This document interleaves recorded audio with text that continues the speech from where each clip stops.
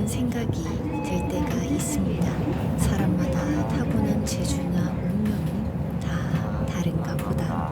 그도 그럴 것이 어떤 사람들은 어릴 때부터 남들보다 유난히 빠르게 배우기에 사람들은 그들을 보며 종종 이렇게 말합니다. 저 사람은 뭔가 타고난 게 있는 것 같아. 그런데 그 재주나 특별함이라는 것도 어떤 곳에서는 칭찬이 되기도 하고 또 어떤 곳에서는 오히려 두려움이나 부담이 되기도 합니다. 그래서일까요? 옛 이야기 속에는 남들과 조금 달랐다는 이유로 기묘한 운명을 겪는 이들이 종종 등장합니다. 한 평범한 마을에서 시작된 조금은 특별한 한 아이에 대한 오늘 이야기 함께 들어보시죠. 옛날 어느 마을에 한 부부가 살았다. 부부는 산에서 버섯이나 나무를 캐며 살았다. 두 사람은 뛰어난 배경을 가졌다거나 많이 배웠다거나 하지는 않았지만 착하고 부지런했다. 이 부부에게 걱정이 하나 있었으니 중년에 접어들 때까지 슬하에 자녀가 없는 것이었다. 둘 다 건강하고 젊으니 금방 아기가 생길 것이라 생각했는데 혼인하고 10년이 지나도록 감감무소식이었다. 하루는 한 스님이 부부의 집으로 탁발을 받으러 왔기에 아내가 시주를 하였다. 그리고 그날 밤 아내는 꿈을 꾸었다. 여긴 어디람? 이게 무슨 소리야? 저게 뭐지? 호랑이잖아.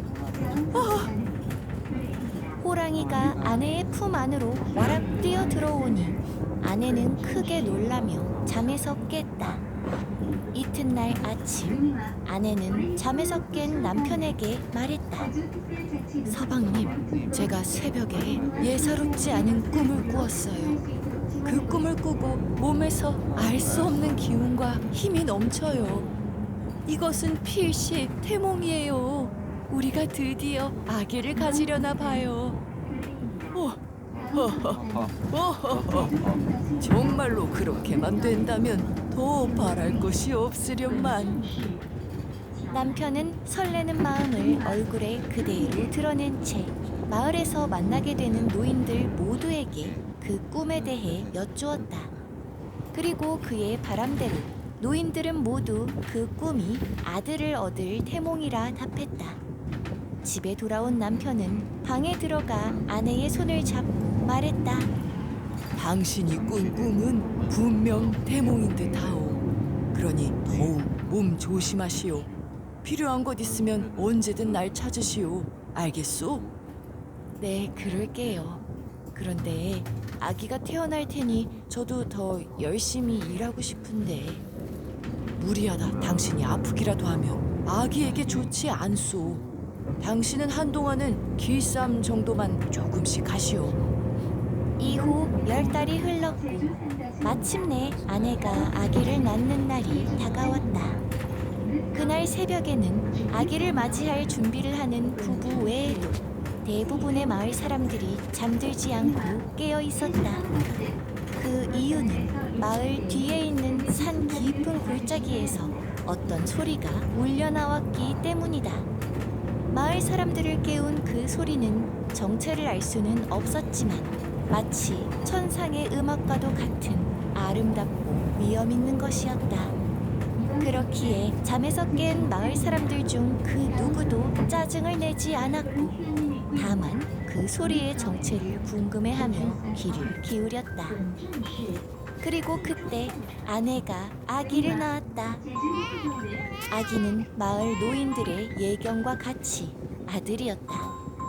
부부는 우렁차게 우는 아들을 보며 감격과 기쁨의 눈물을 흘렸다. 그들은 아들의 이름을 장선이라 지었다. 장선은 보통 아기가 아니었다. 고작 열흘 만에 걷기 시작했으며 한 달 만에 뛰어다니기 시작했기 때문이다. 이럴 수가. 이제 겨우 한 달 된 아기가 뛸 수 있다니. 장선은 100일 되던 날에는 맷돌을 번쩍 들어올려 어머니를 놀라게 했다. 어머나, 장선아, 다친다, 다쳐. 세상에, 이 어미도 한 손으로 들지 못하는 맷돌을 대체 어떻게? 또 하루는 부부가 일을 마치고 방으로 돌아왔는데 장선이 높은 실ong 위에 올라가 아슬아슬하게 앉아 있는 것을 목격하게 되었다. 장선아, 어찌 거기로 올라갔어? 다치면 큰일이다. 서방님, 어서 아이를 내려주셔요. 남편은 장선을 안아 내리다가 그만 믿기 어려운 것을 보고 말았다. 장선의 날개뼈 쪽에 조그마한 날개가 돋아나 있었던 것이다. 그의 얼굴은 단숨에 굳어졌다. 아내가 물었다. 왜 그러셔요? 장선이가 다쳤나요? 안 다쳤어. 다만 장선이를 이대로 두어서는 안 되겠구려. 예? 그게 무슨 말이에요? 남편은 부엌으로 가서 칼을 가져왔다.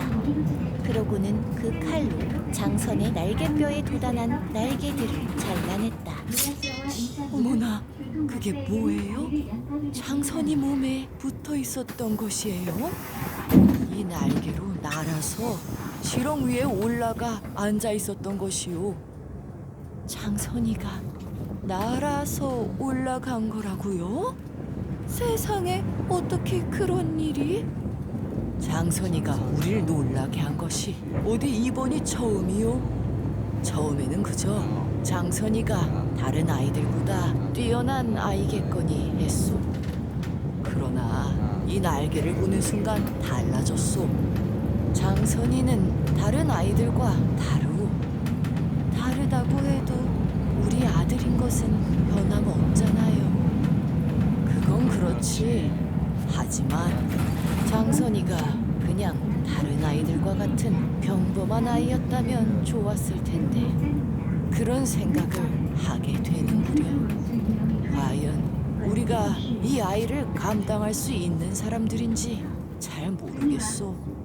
그저 평범하게 남들 사는 대로 사는 것이 좋다고 생각하건만 장선이가 특별한 아이라는 것을 스스로 잘 숨길 수 있기라도 하면 좋겠구려.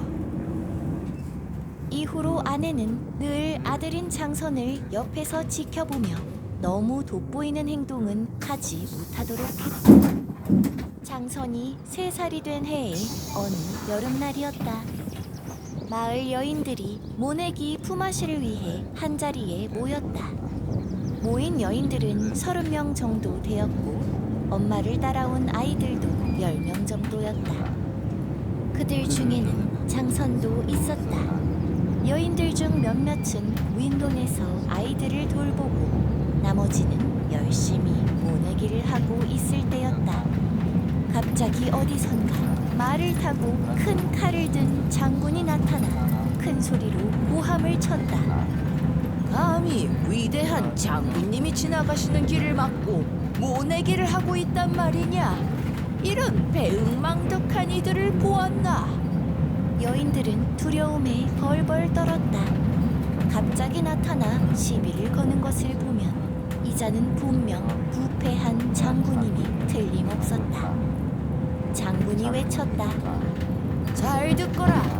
여기 모내기 하는 사람들 중 지금까지 몇 포기의 모를 심었는지 아는 이가 있는가? 누구 아는 이 없는가? 없다면 모두 죽이겠다. 잘 생각해보아라.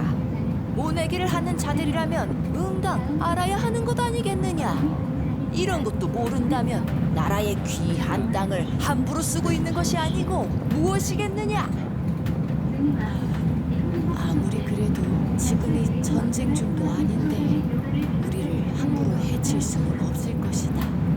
아마도 이자는 말도 안 되는 트집을 잡아 겁박하여 우리를 겁먹게 하고 이 땅을 빼앗으려는 것이로구나. 이때 한 아기가 당당하게 걸어오니 장군은 인상을 찌푸리며 그를 바라보았다. 아장아장 걸어온 아기 장선이 말했다. 장군께서 타고 오신 말의 발자국 수가 지금까지 몇 개나 찍혔는지 먼저 말해주시지요. 나라를 지키기 위해 전국 팔도를 감찰하시는 장군님이라면 응당 아셔야 하는 것이겠지요. 장군은 장선의 말에 깜짝 놀랐고 동시에 분노했다. 이토록 작은 아기가 감히 자신의 말을 그대로 인용해 자신의 말문이 막히게 하였기 때문이다. 그의 성질 같아서는 자신에게 대드는 이 아기를 그 자리에서 해치워버리고 싶었다. 그러나 임금의 백성을 함부로 해칠 수는 없는 일이었다. 너는 다음에 다시 보자.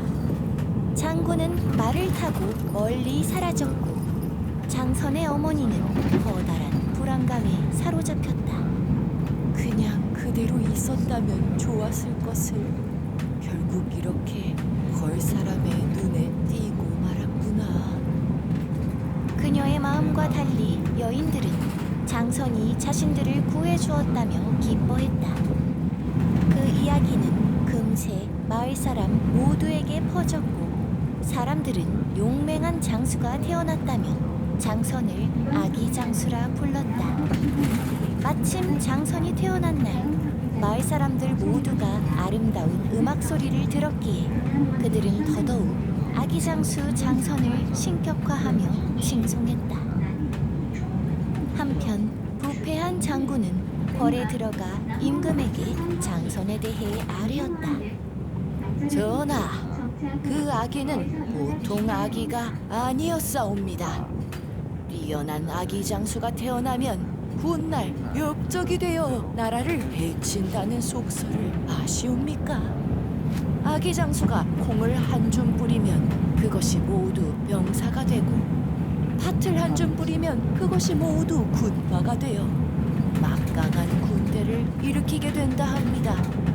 전하, 이 위험한 아기 장수를 지금 처리하지 않는다면 훗날 전하께서 가시는 길에 후환이 될까 염려되옵니다. 임금은 장군의 말을 듣고 아기 장수에 대해 겁을 먹었다. 그리하여 그는 관군을 보내 아기 장수를 해치우라 명했다. 이 사실을 알지 못하는 장선의 어머니는 그날도 평소와 똑같이 모내기를 마치고 집에 돌아온 터였다. 모내기를 마치면 가족들은 늘 콩을 볶아 함께 먹었는데 그날따라 장선이 이렇게 부탁하는 것이었다. 어머니, 부탁이 있습니다. 콩 한 대를 모두 저를 위해 볶아주셔요. 한 알도 먹지 않고요. 제발요, 중요한 일입니다. 어머니는 그저 장선이 콩이 너무 먹고 싶어 그러나 보다 하고 가볍게 여겼다. 그리하여 그녀는 콩을 볶는 와중에 콩이 다 익었는지 확인하기 위해 하나를 집어먹었다. 다 볶은 콩을 수북하게 쌓아 장선에게 가져다 주니 장선은 콩을 보자마자 통곡을 하는 것이었다. 자, 장선아, 왜 그러니? 아이고, 아이고, 이제 저는 죽습니다. 꼼짝없이 죽습니다. 네가 죽다니? 왜? 무슨 일인데 그런 말을 하는 것이니? 이미 벌어진 일을 더 이야기해 무엇하겠습니까?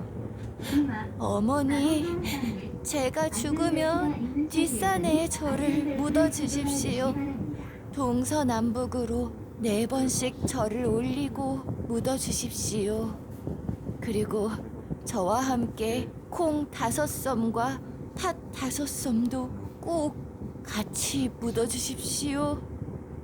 그의 말이 끝나기가 무섭게 마당 밖으로 요란한 말발굽 소리가 들려왔다. 장선을 죽이기 위한 관군들이 도착한 것이다. 장선은 어머니가 볶아준 콩을 들고 방문을 벌컥 열었다. 그러자 콩들은 순식간에 갑옷으로 변해 장선의 몸을 감쌌다. 장선은 여기저기서 날아드는 화살을 이리저리 막아냈다.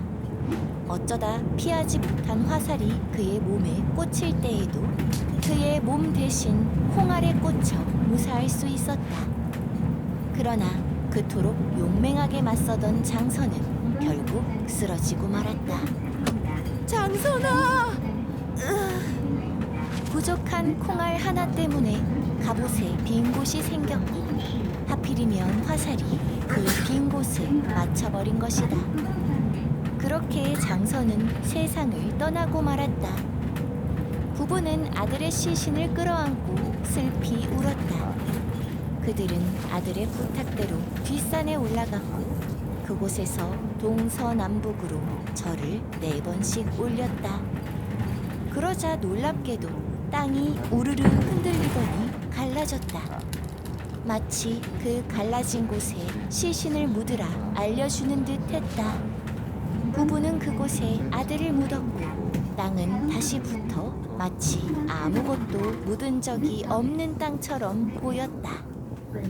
집에 돌아온 부부가 잠자리에 들려 하는데 불청객이 그들을 찾아왔다. 바로 부패한 장군이었다. 부부가 매서운 눈으로 그를 바라보고 있으니 그가 장선을 어디에 묻었는지 말하라며 외치는 것이 아닌가. 하루아침에 아들을 잃은 것도 억울한데 아들을 묻은 곳은 또 무엇 때문에 알고 싶으신 것입니까? 자식 잃은 부모에게 어찌 이리 잔인하십니까? 닥쳐라. 아들을 묻을 때 아들만 묻었는지 아니면 수상한 다른 것들을 같이 묻었는지 확인해야겠다. 어명이다. 어서 나를 아들의 묘로 안내해라. 장군은 칼을 뽑아들어 부부의 목에 갖다 대고 말했다. 싫으면 너희들도 곧바로 아들을 따라가거라. 결국 부부는 장군을 아들을 묻은 장소로 데려갔다. 그리고 부부가 4번 동서남북으로 절을 올렸지만 아무 일도 일어나지 않았다. 이에 2번씩 더 절을 올려 도합 6번째 절을 올린 순간 마침내 땅이 갈라졌다. 그리고 갈라진 땅 속의 광경을 보고 부부는 놀라 입을 벌리고 말았다. 죽은 아들이 다시 살아나 용솟음치며 올라오고 그의 주변으로 수백 수천의 병사와 말이 따라 올라오려 하고 있었다. 그러나 이들의 모습은 아직 불완전했고 마치 금방이라도 흩어져 버릴 것 같은 연기처럼 보였다. 그 모습이 완성되기도 전에 너무 빨리 땅을 다시 열어버린 탓이었다. 장군은 순식간에 달려들어 칼로 장선의 목을 쳤다. 되살아날 뻔했던 장선의 모습은 그 길로 아예 연기가 되어 흩어져 버렸다. 장군은 곧이어 주머니에서 잿가루를 꺼내 병사와 말들에게 뿌렸다. 그러자 그들 역시 연기가 되어 흩어져 사라졌다.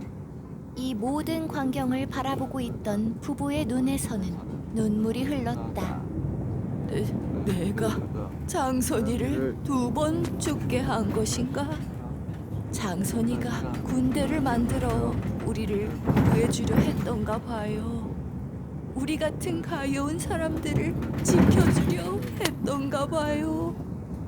장군이 그에게 다가와 말했다. 그래, 그랬었겠지. 허나 이제 다 끝났다. 아무리 겁이 나도 그렇지 어찌 자식을 묻은 곳을 그리 단박에 알려준단 말이냐.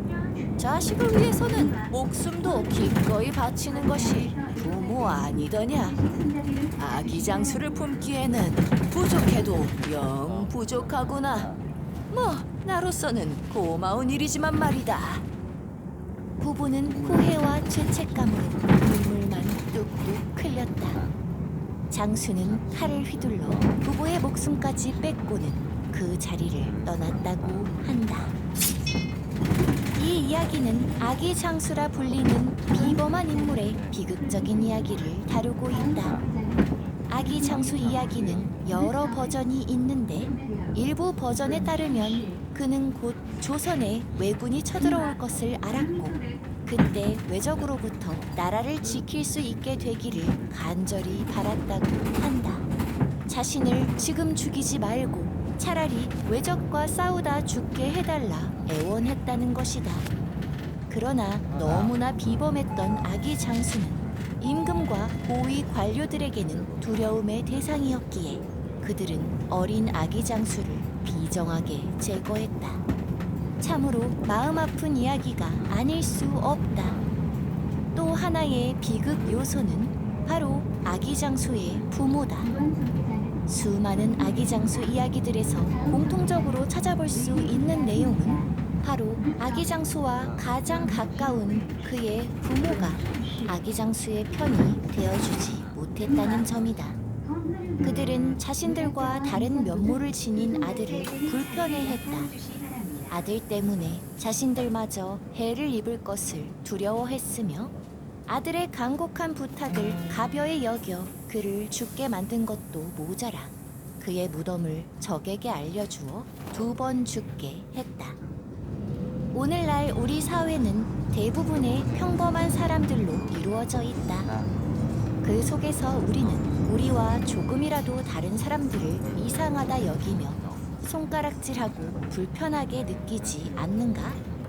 다름을 다름으로 인정하고 존중하는 힘, 비범함을 비범함으로 알아채고 박수칠 수 있는 힘을 지녔다면 그것만으로도 우리는 이 사회에서 꼭 필요한 사람이 되었다고 말할 수 있지 않을까?